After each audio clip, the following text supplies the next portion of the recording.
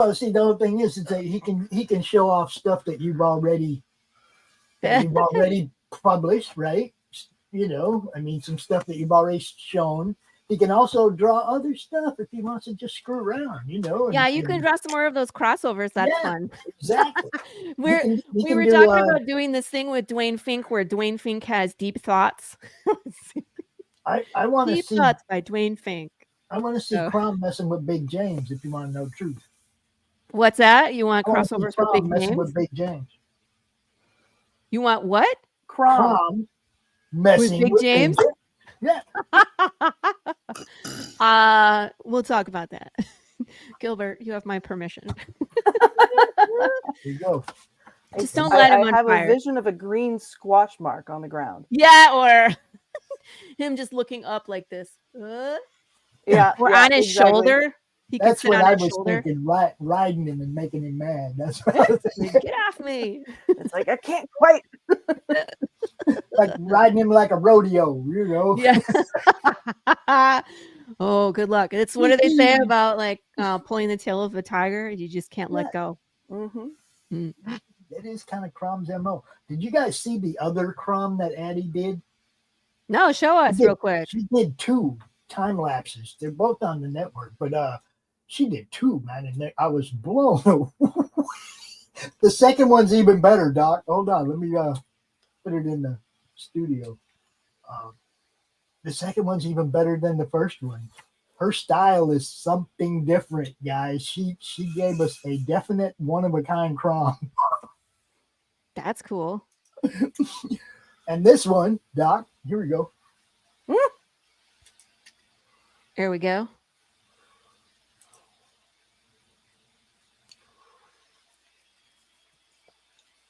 Nice. Speed painting. I like it. It's time lapse of the drawing. I asked her if she would do that for me. She's drawing stuff so that we can use it as shorts. And that goes for anybody. If you're drawing something and you have the capability to make a time lapse. Look, he's so cute. She added all the hair. Yeah, all the hair. Yeah. It's fun. It's great. I love it.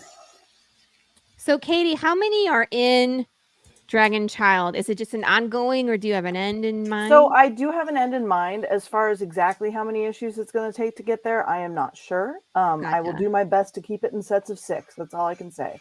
Gotcha. But it's really a question of how quickly do I escalate to the halfway point, where a bunch of things go down and people get mad at me, which we can't talk about that. But you need a cup. You need a cup. No, I have one thing that I'm like, one of these characters is not long for this world, and how much do I allow them to have, enjoyable time before the bad things start happening? And that's my immediately dead. Well, no, not immediately dead. It's a slow death. It really is. Okay. It's I don't want to say anything other than it's not going to be a good time. But it was initially going to be 2 characters that got the axe, and I was convinced that I would accomplish the same emotional turmoil by only axing one of them and not both. Oh. And so we have a survivor for this mysterious halfway point that's going to be making everybody sad. Is it like 50-50 though? It's a coin toss depending on who gets the axe. Oh, no. The one that's dead is definitely dead. Gotcha. Yeah, it's and then that makes somebody else upset, and then they cause much wanton destruction. It's going to be great. Look, you know me. I like the destruction. Yeah. I'm there for it. I'm excited to read the book, and in fact, I was telling my girls that I got one of the handbound books, and they're like, "So this book is for us?" I'm like, "Oh no! This book is for me. You can read it with me, but hands off. Like, it's my book." See, that I have to do that sometimes with the grandkids. Oh no, that one's mine. Yeah, I'm like, we'll read it together. You have it when I'm gone. My book. Look at this, Katie. Yes. Oh, look how nice. Well, and turn it sideways so they can see the shine. Oh, It's in a Mylar. I have to take it out to show the shot. Yeah, she does. She ships them in a Mylar. You know. Oh my gosh. Come on, Yeah, see Kelly. the Do foil on something there? good. Beautiful. Isn't that Beautiful. Nice. Beautiful work. I like the foil Nice. for the title. Well, Super and show cool. off the back pops. Yep. Off the bat. The shine of the back. Oh, look at that shiny. Holofoil. Beautiful. Yeah, so I love, picking a specific panel that doesn't give too much away, but is fun. Yeah. And yeah, that's always the big question is what panel gets to be the one on the back. I hear ya. That's the one that I'm always thinking about for the early bird sticker. I'm always like, which one gets the early bird sticker treatment? Yeah. It's gotta be, can't give it all away, but you want to capture like the essence of the issue. Mm-hmm. Yup. That's one of the things when you're making a trailer, you have to be careful. You want to show exciting panels and snips from the book, but you don't want to give the whole damn thing away. Right. And then there's this other thing. Sorry, Pops. What? Oh, yeah. This is so for the previous campaign, everybody who got physical rewards got a little 5x7 sketch, and this was Pops. Look at that. The dragon. Yes. Well, like, with Crom, yeah. Yeah. And that's the purple one here. Yep, that's Shandira, the purple dragon. Yep. Cool. That's her looking down at Crom, and Crom looking up at her like, I'm not an hors d'oeuvre, lady. She's like, you look gross. It smells funny too. Maybe it's like stinky cheese. Does she like stinky cheese? Maybe. She would not eat Crom, but she would definitely make him nervous. Yeah. Okay. And she did. You could tell. Exactly. You see the look on his face. He's like, hey, I don't know about it. Yeah. Doc would have to caption that correctly, I'm sure. So, Katie, how many more days do you have on the campaign? I believe it's 21. Okay, so plenty of so time. we're just over a weekend. So we're okay. It's super early at this point. There's the link. 21 days to go. Yep. Here we go. It's so funny because when I was looking at, because with the first Kickstarter, which was all nerves and stress and all the things, I took pictures of all the different, time slots, partially to share on social media, but also just to be able to look back and see how it actually progressed. And I didn't reach the 50% mark on that first campaign until I had only 12 days left. Yeah, so you're well ahead. So we're well ahead at this point. So I'm significantly less stressed going into this campaign. But at the same time, it's, again, explaining to people who are not familiar with Kickstarter that until you hit that 100% funding and beyond, you are not getting anything. Right. So, it's that urgency of, I'm glad that it's going faster, but at the same time, let's get to the point where we can start talking about stretch goals, because that's where there's no longer concern. That's where the fun is. Exactly. Yeah. Well, and coming up with reasons for people to get excited about it, because inevitably, you have all of these different points at which you can say, well, if people are excited to see that, you're probably only getting to the point fundraising wise where, your rewards end, because by that point, why are they going to be, wanting to go any further? Because that's where the goals end. So setting realistic expectations for yourself on what other things can I do to spice up the campaign. And part of that is, depending on how things are going, partway through the campaign, talking about new rewards, talking about, new surprises to get people excited, because it's all, engagement. And if you can't do that, then, maybe rethink your whole life. And it's not only the 100%. I don't know about you, Katie, but normally all the campaigns, when the 100% is not, you're not even breaking even yet. Oh, 100%. Yeah. It's normally like in the first or the second stretch goal. That's when you start to break even. Yes. Right. So the 100% is just like to cover 75% of the cost or 60% of the cost or something like that. You always exactly a bit less than what you really need, and that's something that, of course, nobody really knows if you're not in the game. So you have and part of that is, you set your initial goal as a I'm pretty sure that this will get, past this point no matter what. That's the idea. Yeah. And, that's low enough to where it's not going to cause too much, heartache. But yeah, the way that these things are set up, it's definitely, the stretch goals are the goal, not so much your initial funding goal. Yeah, that's the weird game we all have to play with, because again, that algorithm will help you once you're funded. Yes. Once you're whatever that number is, once you're 100% funded, at least on Kickstarter, it pushes you to the front of their kind of advertising. So maybe up on page 1 or 2 of comics as opposed to page 17 or 18. Yes. They have all those different categories to help, I think, which is wonderful, where it's like just launched or ending soon or project we love. You know what I mean? Yeah. Which kind of helps you stand out. The way that it works too is in any crowdfunding campaign, the beginning, chunk of time and the end chunks are going to be the two periods in which you're going to have the most traction on the campaign. It's that middle section where it's like, that's where you want to be at shows, because you want to get that momentum moving, because all of us are just, struggling to, hope that we get new stuff happening, hopefully daily. But it's the question of, has anything happened in a week? Are we doing okay? Yeah. The valley of death. Yeah. Was that your experience too, Christian, on your last campaign? Yeah, Christian just finished a Kickstarter campaign for Pinocchio. Nice. Yeah, the 18th. Yeah. We got funded in 70 hours, something like that, 68 hours. So the thing is that after that was very complicated to get anybody involved. And on top of that, you have the issue with, the issue was the summer, so everybody's on the beach. And you have all the money, dude. That's it. No, don't bother me anymore. So it's a little bit complicated. And also we had some issue with social media too. That wasn't, one of the ads wasn't working and the leads weren't working. So the thing I always recommend to any creator is to not depend on anybody. So don't depend on Kickstarter is gonna give you, is gonna pay attention to you, is gonna boost you. No, don't count on social media, don't count on press, don't count on anybody. If they help, everywhere, wonderful.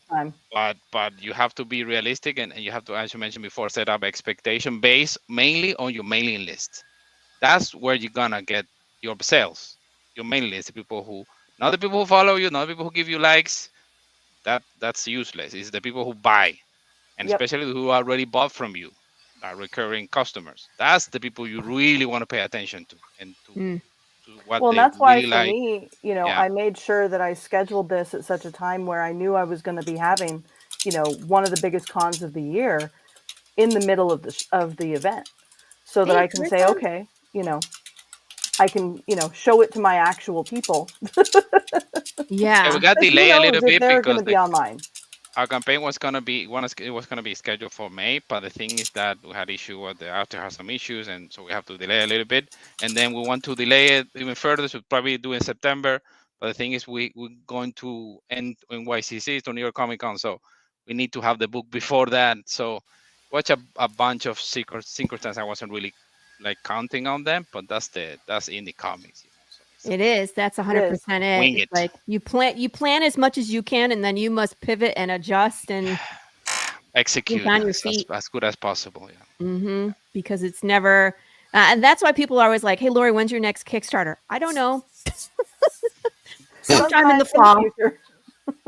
When issue 5 is done and it's printed, because I've had, where you plan so many things, and I've had printer problems, I've had artist problems, I've had, you know what I mean, like where I had to replace a colorist in the middle of an issue before.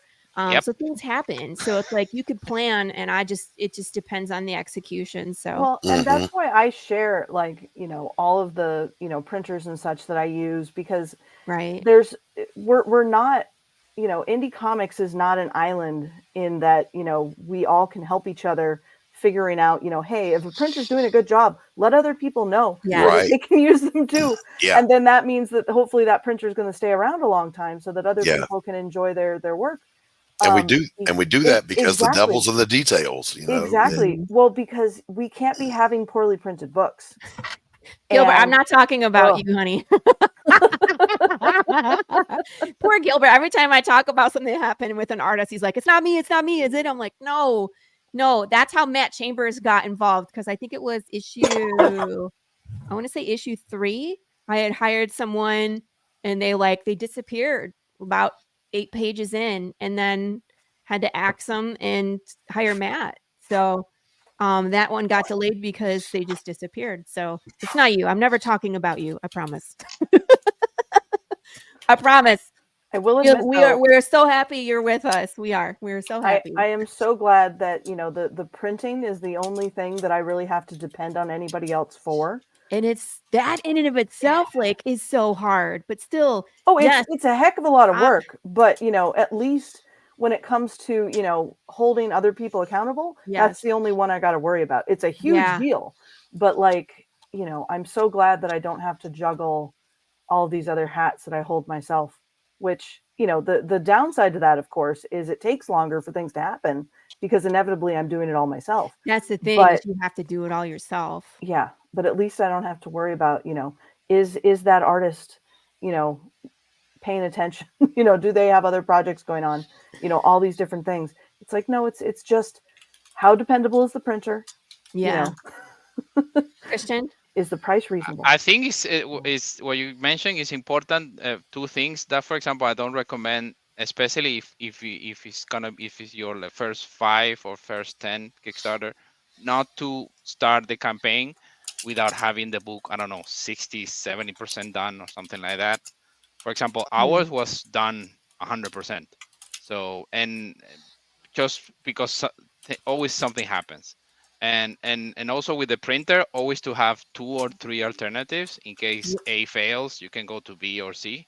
Exactly. That's you need, as I mentioned, you need to have as much as planning and preparation. You have to always hope for the best, but prepare for the worst.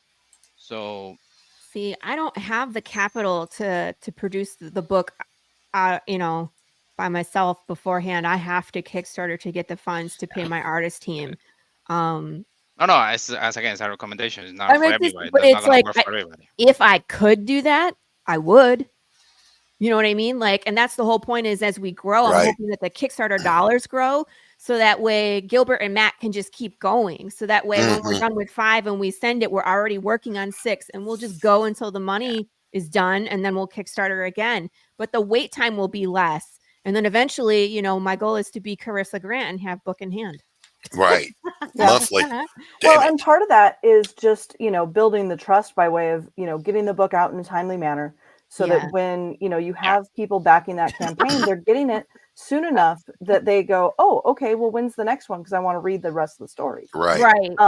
Whereas, and I feel like comics are especially indie comics are definitely better at, doing that than so many other things on Kickstarter and other crowdfunding campaign type stuff. But, even then you gotta be on it. You have to plan it in such a way where that, you're going to be getting them their rewards earlier than your campaign says, because that's, it has to be done by then. But ideally it's done, much sooner. Yeah. I mean, that is the goal. I would like to my goal is to do 4 books a year. I think that would be one a quarter. If we can get there, that would be great. But again, it's just we got to play it by ear. And it's one thing that is constant in this life. It is change. Yes. The only thing is, that it won't stay the same forever. So you just always have to grow and adapt and learn. And I think that's the biggest thing about all crowdfunding, is that it's ever changing. The platforms change, the methods change. You know what I mean? How we tackle each one is different. The time of year is different. I ended mine right after 4th of July. So I think I had something. There was Father's Day in June, and then 4th of July in my one campaign. And I wouldn't do that again if I can avoid it. Because no one was paying attention. People are busy on those days. Yeah. Yeah. Oh, and then the debate happened too. So nobody was paying attention to me for 3 days, right? So you can just X those days out. This year has been a heck of a year, let's be honest. I can beat you to that. What? The previous, not these 2 books ago, we launched the campaign, and it was 2 days after the launch, the Ukraine war started in Europe. So we just started like a Friday, and the first bombing was like a Sunday or something like that. And of course, that's nobody cared. Like, hey, nobody cares now. This is, and I understand it. You know what I'm saying? Yeah, I get it too. Yeah, a huge deal. I would love in Europe, for a year coming up to just be in a year without historical events happening. Girl, we ain't having it. We ain't having it for a while. You better No, I know. It's just the way things are. But no one was paying attention to me, damn it. It sounded like my kids. Yep. Notice me, senpai. Notice me. It was only during the Kickstarter that I care. Otherwise, I put stuff on social media, and if you like it, great. But that's the beauty of the mailing list. If you have a strong mailing list, you don't really need to care about anybody else. You have to be something cataclysmic or something that I don't know, the internet doesn't work or something like that. But if you have a strong mailing list, that's it. You don't really need anybody, really. I think I need to clean up my list here. Oh, retailer. Yep. Gotta have it. I had fun with that image. Yeah. Paste. Exactly. Ketchup volume. Nice. Because I think when I originally backed, I did the ketchup where it had online but individual. One of the ketchups. Yeah. Because I figured my kids would want to read them, and there's two of them, so that like Katie could be on one or two, and like Lila could be on one because Katie reads faster. And then I saw the handbound one, and I was like, nope, that's what I'm getting. Yeah. Yep. That's the one I originally had done, and I was like, sorry, no, I gotta pivot and get the other one. Adopted Pet Dragon. Mm-hmm. Beautiful. And you make those, don't you? I do. Oh my gosh, Katie. I know. I'm insane. I feel you. I share the insanity. I know. I don't make puppets, but I make all my stuff too. I get you. Well, I started doing the puppets because I can get those done in a day as opposed to the week that it takes to make a big one. Right. Yeah. So, yeah. And I would have thought the opposite, Katie. I would have thought doing the mechanics of a puppet would be harder. Oh no, the puppets are easy. I mean, it's all just, I have the two mouth plates that I attach with because they're fusible. So you just get out the iron and iron them in place, stitch it up. I actually have one customer who in the future wants to order one for a classroom where the tongue is accessible. So that they can, move the tongue. And I'm just like, that sounds hilarious. And I am down for that. Because that whole section is, just sewn off. But, if I were to make it in a way where you could have access to it, it's totally doable. It's just not the way that they're normally done. But yeah, it's 45 minutes of stuffing one of these versus the 5 hours that it is for the big ones. 5 hours. So, no, it's at that point, it's okay. My hands are doing nothing for the rest of whatever rest of the day exists. And it's a lot of work. That's crazy. Yeah, no, the big ones each weigh 5 pounds. Jeez. They have for a stuffed animal. Yeah. No. How much stuffing do you put in those things? She stuffs them with kitty litter. No, I get the big 10-pound bags of polyfill. And go through those things. I want to see you fill one with like dried lima beans or kitty litter. Big old 50-pound dragon. Here you go. Seriously. So I've dealt with those like beans that you can fill stuff with because I had one customer order a custom stuffed animal that was based off of a Naruto slug, which was hysterical because they wanted it to be nice and soft. And so but those beans, the really tiny styrofoam ones, are the absolute devil. They get everywhere. Oh no! And they're the worst. And then they make the weighted ones that can either be plastic pellets or sometimes you get them in glass. And I made an Eeyore for somebody, and the Eeyore was a whole thing. But he had the bottoms of all 4 of his feet were weighted, and then there was a little pocket that I created to kind of weight the bottom, so that his butt was a little weighted. He was so fun. Cool. tying off the little bow on his tail. It's like, oh, you got to have the details. You got to love Eeyore. But yeah. Well, the whole thing with him was he has to be huggable and he has to be posable, but without any internal armature. Right. So here is the link to Katie's Kickstarter. It is ongoing for another 21 days. Make sure you go give it a look-see. Everybody needs to at least go check it out. And remember that as indie creators, these Kickstarters are super important to help us continue to function. I know people a lot of times, I'll just wait until the book is done. Yeah, but a lot of times that Kickstarter, those funds are what helps us get through that creation process, the printing, the shipping, all of it. So both from a monetary and a sanity standpoint, because it's nice to know that we have people that are willing to support what we do, but we're also asking for support because it's a lot. Mm-hmm. So, do not discount if you're a person who's, backing it for $5 and you just get the individual PDF. We appreciate love you.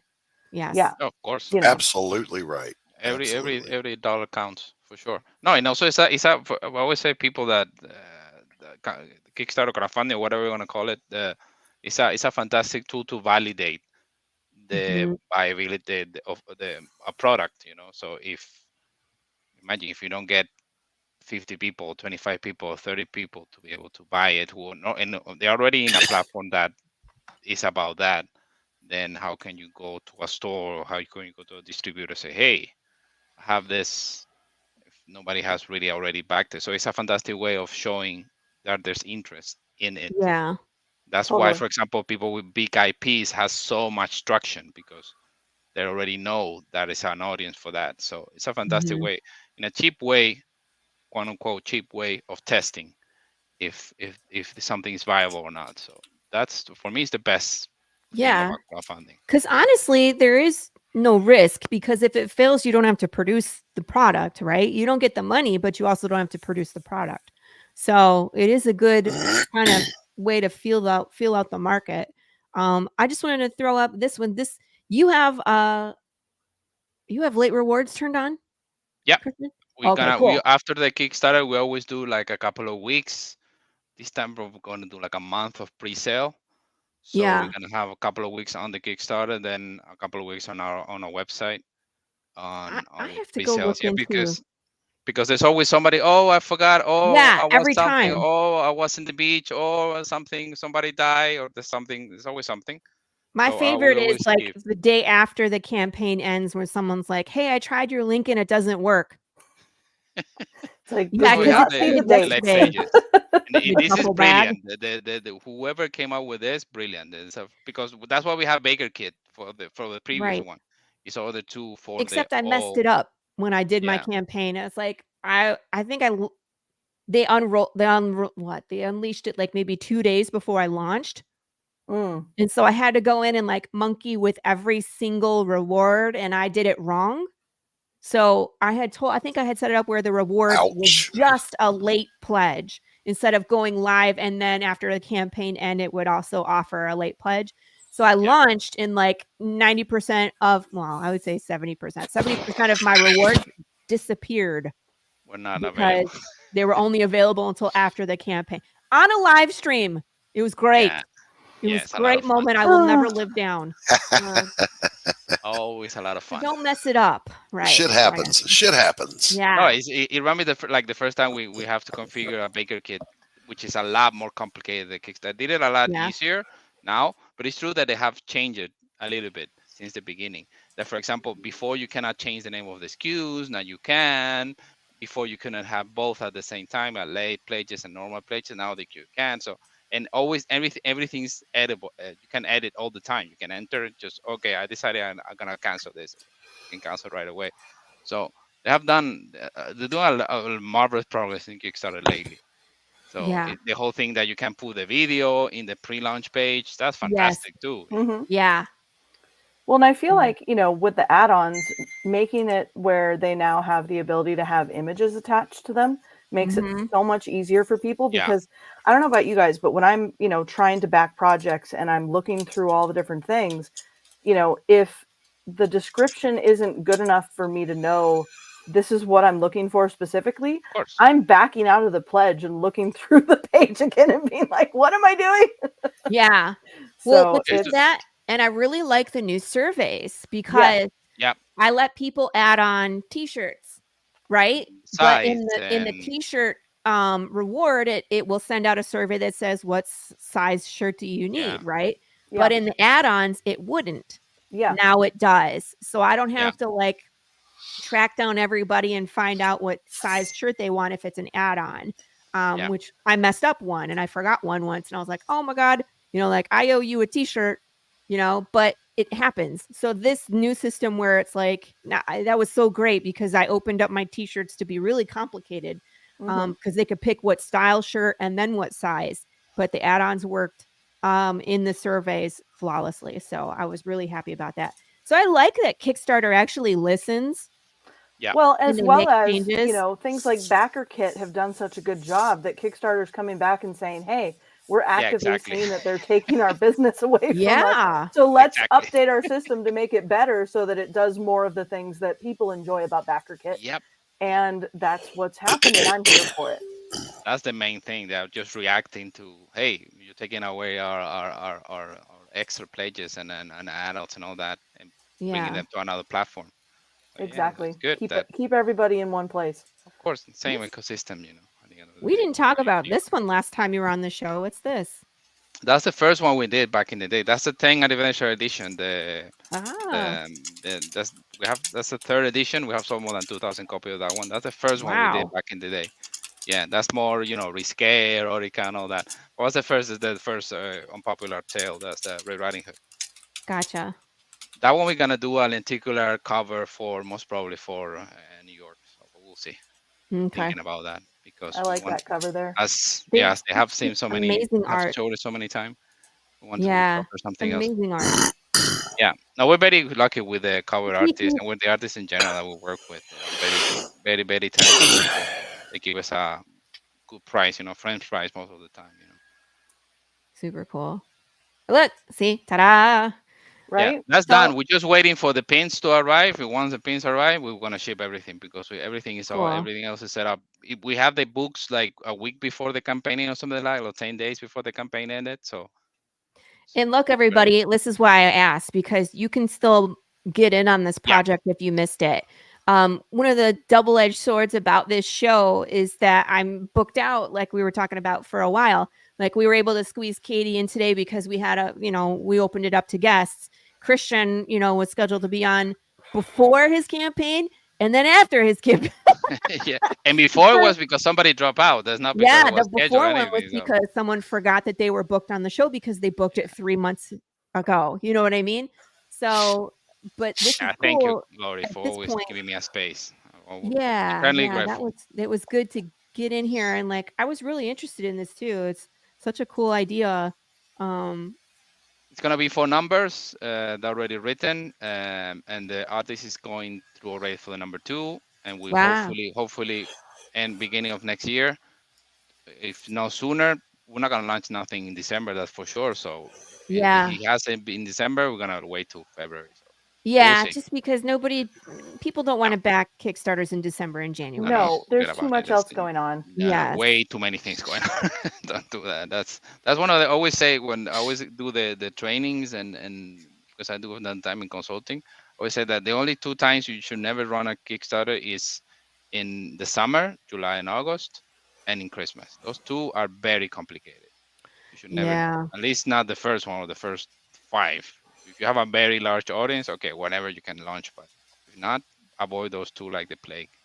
Yeah, absolutely. And it's so hard to plan. And again, you're trying to plan around these dates, and then like printer mishap happens. And guess what? Now it's like, if I'm going to launch, I have to launch end of October. Like, here in the States, it's always better to launch around late February, early March when tax refunds are coming out.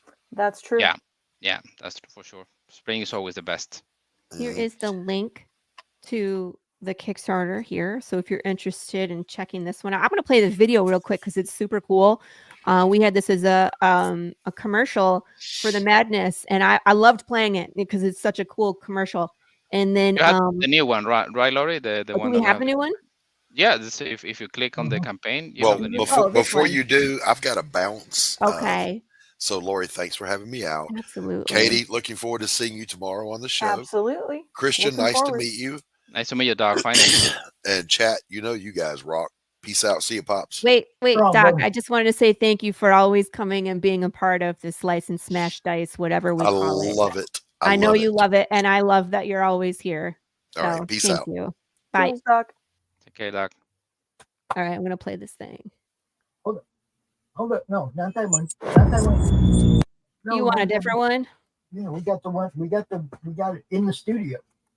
Which one? That's what I thought.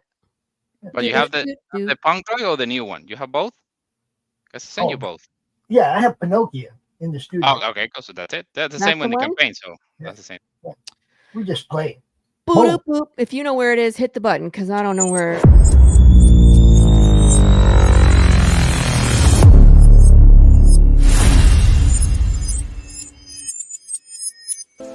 Who am I, you ask? I was created in the middle of nowhere, surrounded by the waste of a dying world. I was bestowed with an insurmountable task: bring peace after decades of death, persecution, and chaos. I am a grandchild of war, destined to help two camps which hate has fueled for far too long. Surprisingly, I am not alone.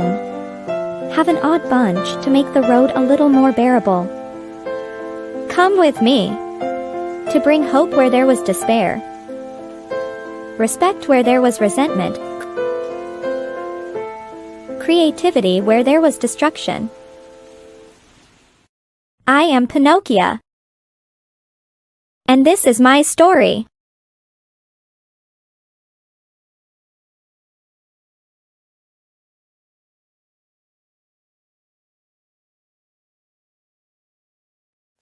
There it is. Super cool. Yay. Yeah, and it's easier. The link is the one that I have in the image. It's on poptails.com. So if you Google that, that's gonna take you directly to the campaign. Yeah, I have that one in the show notes, everybody. So that will take you to the website. And then in the comments is, of course, where you can go do the late backing on the Kickstarter, should you choose to go that route. Katie, did you turn on late pledges? So I did not, but there's still a few rewards that I might go in and do that with, but I think you can't. I'll look. You can do it as it turns on after the campaign, or if nobody has backed that level yet, you can edit it. But as soon as someone backs it, you can't change it. Exactly. That's why I was like, I don't know what I'm doing. I messed it all up. They did the same thing last time. Like, it was one of my campaigns where they did the update where you could add pictures for all the rewards. Yeah. 2 days before I launched, and I was like, I gotta go make 75 graphics. Well, especially given that, of course, the size that they want is different from the sizes for the other things. Yeah. So it's like, of course. That's always a lot of fun. 2 days making graphics and pulling my hair out on top of everything else of going along with building a Kickstarter. So. Yeah, those details and figuring out your shipping. Those are the two things that you need to make sure you have nailed down. Christian, what was your biggest takeaway from this campaign? Like, how did you feel about it?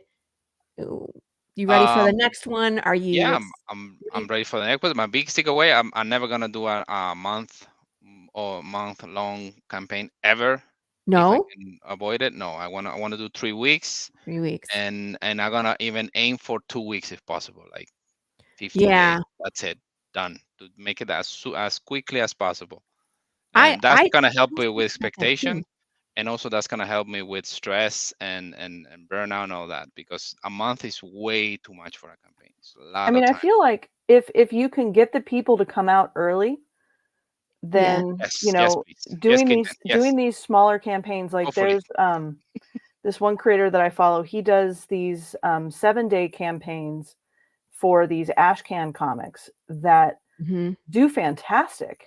And the way that he does it, there's a lot of things that involve the community in such a way where people are adding in their own details to the comic itself, and it's then 7 days and he's done. Yeah, because I've seen some. If you can design it to work, very short ones. So I say, oh, I want that. So you got to have the fan base, though. I think exactly. You know what I mean? You have to have the time built up where people know to come in early, or they come in at the very end and they grab their stuff. But I think now with the late pledges, it helps you, because I'm going to use my last campaign as an example. I did a 22-day campaign, but really when you take out those 3 days I talked about, it's a 19-day campaign. Right. And we didn't surpass the number that we did for the last issue. I'm not talking about the trade paperback. Like issue 4 did like 6,500 and issue 5 we did 63. So I don't know if it was because we had 19 days versus I think that one was 28 days or what. You know what I mean? You're always looking back at these numbers and trying to figure out why. You know what I mean? Well, so I don't know.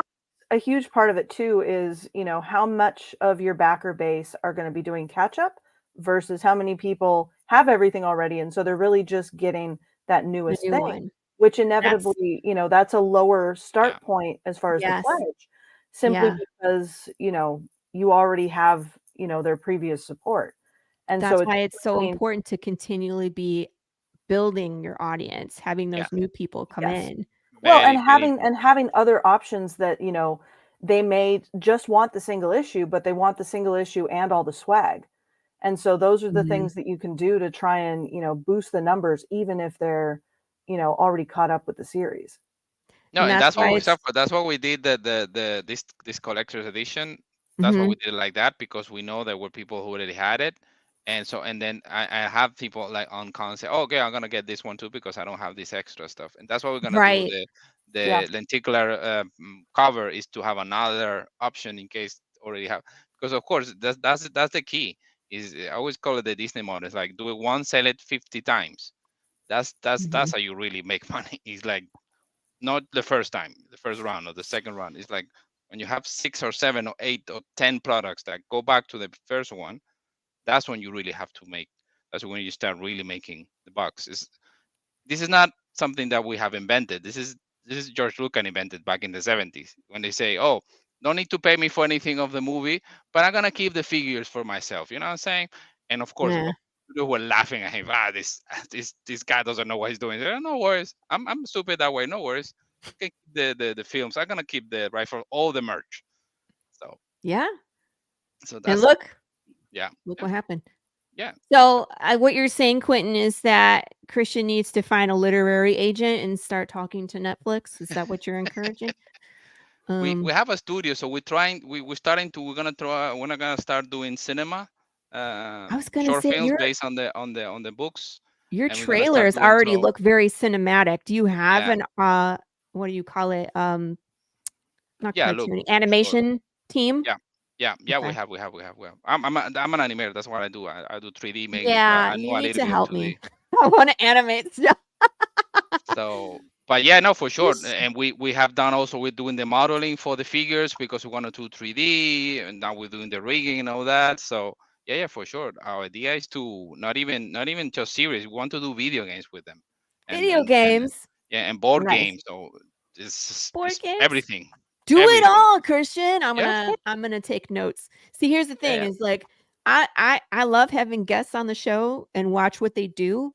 I follow just so I can see the right way to do things. It's like you never want to be the smartest person in the room, kind of thing, right? Find those people that are doing the things that you want to do and watch them do it and take notes and then pick their brains on it. Yeah, it's 100%. Since you're on the subject of merchandise. Yeah. Some people may not know. Show us. But the Madness store is open on YouTube. And you can get shirts, hats with this image or the classic. Ooh. Or Even Dante and Karen on the coffee cup, right? So, but if you've seen anything in the madness, any of the art that you've seen that we've shown off that's somebody has done for us, and you want to see it on merch, let me know. I'll talk to the artist. I'll make sure it's cool, and we'll put it on whatever you want, because we can do that. But we got shirts and thermoses and coffee cups and hats and even the dog bandana with the madness banner on it, So, I did not realize. I need to go look. Yeah, for example, that's something that we're doing it now in Kongs. We used to take like a couple of samples, but now we just show the images and they say, oh, I want this, I want that, and then you just ship it directly. Yeah. So, okay, you pay now, you give me your address, and next week you have it. I just figured it was easier to show the 3 images that we're using than to go through 30 items. You know what I mean? It's like...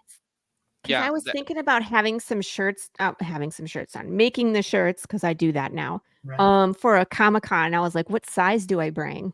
That's the thing. Everything in stock is always that's the pain. So and always people gonna want the one that you don't have. Right, exactly. I'll be like, I just sold the last one, or they're gonna be like, do you have this in a different color? Well, no. You start with like XXX, like you make 3 of those, and then 5 of the XX, and then 10 of the X. I'm sorry, I'm not bringing an entire merch store. I want like a couple. No, but if you're gonna do T-shirts, though, like no joke, that's it's a whole thing. I've made friends with some of these T-shirt vendors, and it's I know the guy that owns Phoenix Tees, and they've been doing it for 30 years, 40 years now. He does licensed stuff for the NFL and the NBA and all kinds of police unions and shit all over the nation. It's huge. Oscar, if you're watching, what's up, brother? Anyway, what were you saying, Christian? You would recommend what? I would recommend is just to have like images. Now you can do even with the Printful and all those services that do it on demand. Yeah, you can even have like models with the pictures with the T-shirt on them. And what you can do is like what we did. You print like 1 or 2 for your team, so you show the quality. So this is gonna what you're gonna get. And you say, as Carrie was saying, one other color. Okay, which color? And you show the catalog. Which color so they're just ordering it at the event. Yeah, of course, exactly. You don't have stock.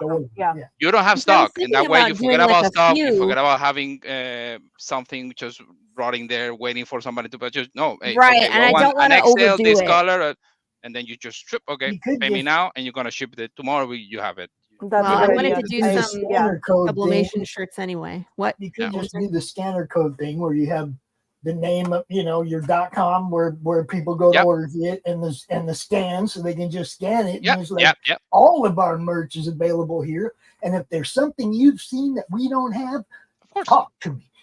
Or email us or whatever. Yeah, for sure. For sure. It's easier that way than to have to carry the t-shirt on top of the books and on top of the that's what I'm like. I don't want to bring a bunch of things. I just want a couple, for example, but I want it to be in sizes that if people are like, can I have that one? I'd be like, yep, you can take it. Then they just go to your store, right? So I need to have it on my website is what I need to do, where I could be like, you can purchase directly here, and I'll ship it to you. And then and have like 1 sample or 2, like you wearing them, and people see it. It's just a free advertisement when you're in the con, or when you take pictures. That's always with the merch. My merch. Yeah. Lori, a couple little ones for the munchkins and let them run around the con with your shirts on. Yeah. Were you saying, Katie? I was saying, do you use Square, or what's your primary point of sale at con? I have the it's like Zella something. It's on the it goes through. It's a PayPal app, but it's not Zelle. Yeah, it's called Zettle, Zettle, and I have a card reader, and the merch is in my phone. I could do it that way too, but that's what I was going to say. Is if you can add it where you already have things like how much shipping is going to be and all of that pre-done, so that you could sell it there. And then just, once you get done for the weekend or whatever, then you just ship out all the orders. Well, the problem is with the point of sale to your site. The point of sale is not collecting the shipping address. Right. But if you have like, the generalization. So I don't know if you're going to be doing like, priority boxes or whatever the situation is, but if you have a couple different options where you can basically say, I know that this is going to be, how much it's actually going to come out to. Yeah. And it's a pre-generated number and you can just sell it there. That's, getting rid of the problem of, are they actually going to go to the website and are they going to really remember to order the thing? There's that too. So, that's what, if you can set it up that way, that's what I would do. That's what we have. It's like we have like a catalog. We have first the sample that we have on ourselves, and then we have a catalog for like hats or whatever extra. So, okay, what do you want? Okay, I want this one. Okay, it's going to cost whatever, 25 or 25. You charge them right there and you say, hey, give me your address, give me your details, and I ship it tomorrow. Exactly. When I go back to the house, Yeah, that's what I would like to do.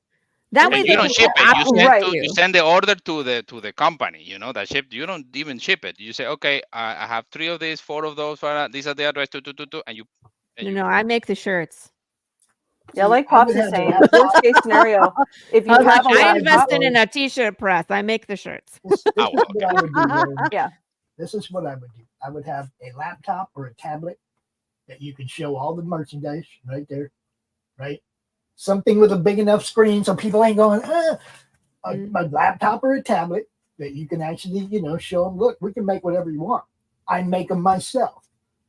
Order it, give me your address, put it right here on this list. Have a file or whatever in the laptop where people can just put their address and they pay you and you ship it out when you go home on Monday. Yeah. Or make them I have to order the stuff and make it first, but then Yeah. I mean, laptop or just a good printed paper that you have you have a small catalog there. So we have all this. That's an idea. People can browse through it. Oh, I like this. Oh, I like that. All right. Yeah. So they say, okay, one of this in this size, and I say, okay, yeah. And if there's anything you want to get to work, Laurie. If there's anything, Laurie, that you want to put on the Madness store, just let me know. Right. On whatever merch you want. I got stuff and things, beer related. See? Oh my goodness. 2 hours. Wow. Yeah, it's already at 1:48, which is crazy. What did you guys think of the slice and dice? Was it okay? It was good. Oh, yeah. I feel bad for the stool. A little bit, but she knew it was going to go before. Oh, 100%. She was trying to set it on fire and all kinds of stuff before. I tried to set it on fire before, and it was too windy. Yeah, and I missed the what do you smash? What? It was a jackfruit named Jack the Ripper. That's what the people vote, because it's a poll, right? It's one of our stretch goals. It was a poll. Okay, it's a stretch goal from issue 5. So the poll goes to all the backers. The poll goes in the Path of the Pale Rider Facebook group, and I combine all the numbers. So they got to pick the name of the jackfruit, which they voted on Jack the Ripper, and then they voted on weapons. And I let people add stuff in too, so they can suggest things. And if people want to vote for that, they can. Which I usually get some pretty crazy write-ins, like stoplights and spatulas, and So the sledgehammer one, stuff like bazooka or stuff like that. Yeah, right? People always want me to blow stuff up with. I'm like, it's Texas, we can't buy fireworks, but I have you can shoot it with a shotgun. Although my neighbors wouldn't like that, so I'm not doing that. So the sledgehammer won 2 times in a row. So this time was the 2-handed axe. And I have this wooden stool that I use for the slice and dice with the fruit, pumpkin, watermelon, whatever goes on it, and then I destroy it. The sledgehammer does the stool can survive the sledgehammer because it's flat. And there's a big destruction radius, but the 2-handed axe took it out. And I was trying to be nice to it at first, and then I cracked it, and I was like, it's going. So I just smashed the heck out of it. Mm-hmm. Nice. Definitely gotta watch that. I have to go back. I know I'm gonna download that section, and I'm gonna clean it up. And I have another camera that I videoed as well. So I usually make like a reel or something with it and post it. So I want you to be fair, the legs survive. Big long gourds. I want you to hang one of them big long gourds and get your little knife out and just. Yeah, we gotta have that isn't usually an option. I asked if people wanted me to destroy it with the plethora of knives, because I got about 17 knives. So it's just like it could be a pincushion. I just want to see you go put the one you love and chop go at it. to it and just. Oh, thanks, Kitty Ma. Nice to see you. Hi, Yeah, Pete Laurie, Ma, what's up? one hypothetical option is you could always do like a piñata setup and hang a piece of fruit and then go at it that way. That's what I'm saying. One of them big gourds, one of them big long gourds. You can start at the bottom. That would be fun. That would be fun. I mean, like, it's a lot of cleaning in your future, Laurie. Oh yeah, that's why I put down the tarp. I put the tarp down, so I just hose that off, and then that's how it ends up where all this stuff is now growing in my lawn. Like I have watermelon growing in my lawn from the first time. It's cool. Now there's 2 of them. I think it's a watermelon and a pumpkin. I don't know if those can cross pollinate. That would be weird. I mean, they're both cucurbits, but I don't think they would cross pollinate. I mean, they look similar when they come out of the ground, but I was like, the leaves are very similar for sure. Yeah. So I was like, I'm not sure now because one was a watermelon for sure. It was King Joffrey Baratheon coming back from the grave. And my husband would mow it and it would come back. But he was trying. I think he's dead now. So yeah, we have some interesting stories to tell. People are always asking me if they could come to my house to watch me live, but because it's a lot of people are working, that there's stuff going on. Yeah, that's me. Fruit ninja. Where people throw stuff at me and then I just chop it out of the air. I could do that too. That would be fun. Yeah, throw this apple at me. Yeah, that would be cool too. Things I do for fun. Or we can put it on a fishing rod, You can put it don't do that. Not with sharp. No, not with sharp. No, we usually dangle it over there and you chop it. Dangle it over there, yeah, and then I can chop it. Yeah. I do have a slate owie from. Almost got it. What? And we can go, almost got it. Yeah, that's when I chop you. Like, do it again. See what happens. Missing an arm. Chop. Just kidding. All right, I'm gonna shut up and let you end the show because. Yeah, I was gonna say that's it. That's the show, guys. Thank you to everybody that came on to support. Thank you for everybody for saying happy 100 episodes. This, my friends, is the 100th episode with yours truly being a host. Thank you. Hooray, Laurie, congrats. Thank you. She branched out into a lot of other she does shows on Anyone. I do shows on Anyone World. And I'm on a lot of different shows, but this one is the one that started it all. And this is the one that kind of changed my life because I get to meet so many wonderful creators and really embed myself into the community. I've met wonderful, wonderful people who have shaped the way that my growth has gone, the way that my career has gone. Thank you so much for giving me this show. Thank you, Pops. Yeah, it was on. Look, like I said, I couldn't have picked a better person to ask. You were the first person I asked, and I have absolutely zero regrets. We have fun. We have a good time, and I'm really looking forward to doing the Karen show. I don't know if people are ready for that. I want to play that one more time before we go. Let me do it. Present. I'm ready for it. You have it? I took it down. No, I'm just saying I'm ready for it. Right there. You're ready for the show. Here.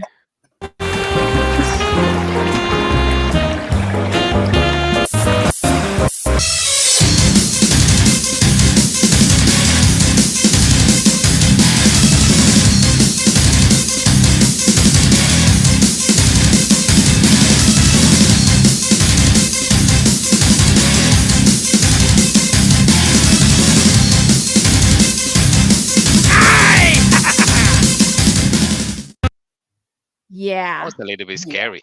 That's the whole point. She's a scary lady. I don't know if you're familiar with Karen Needlemeyer. I played that character in a D&D campaign called Slaughterville, which is a horror-based role-playing game. And Pops and I played together. He played Dante's Inferno, and that is my character, Karen Needlemeyer III, heiress to the Needlemeyer Mayo Empire. And that is a cattle prod. Yes, she has a cattle prod, and she's every bit of her name. So for her to host a show, I gotta anger that character. I don't repress anger. Show. I gotta pick and choose who comes on that one because I'm planning on taking it out there. And like the disclaimer said, it's all in good fun. Everybody's in on the joke. but none of the opinions of the things that we say are actually real. Okay, because Karen is a Karen. I got so one it's thing very to add. politically incorrect. Good. I like that. It's going to be messed up. Fun. Yeah. I have one thing to add real quick. We don't feel that we're properly motivated. Do you know what would motivate us? A cattle prod? Well, yes, that of course, but...